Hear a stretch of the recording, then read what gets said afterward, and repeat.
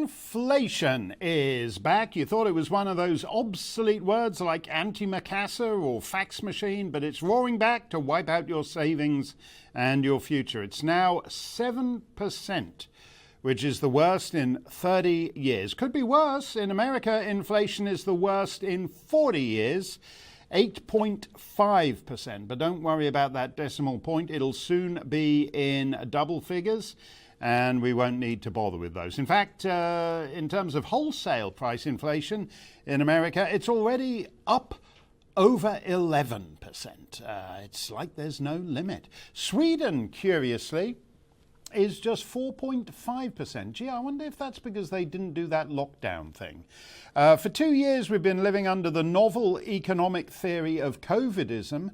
That prevented people going to work, which restricted supply and made them sit around the house all day, which increased demand. And then the printing presses of the global reserve currency print all the money you need to pay people to lie on the couch all day.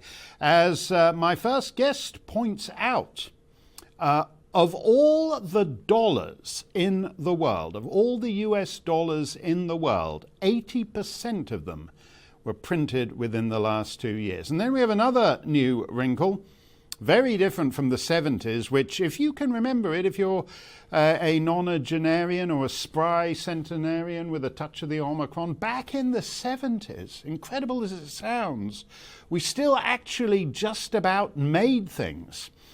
Today, everything comes from China, and they can turn the supply on and off as they wish. Meanwhile, millions of apparently sane middle-class persons throughout the West think the occasional Zoom call counts as economic activity, and low-income persons are about to discover that even though you did everything the government told you to do these last 2 years, the bottom's about to drop out.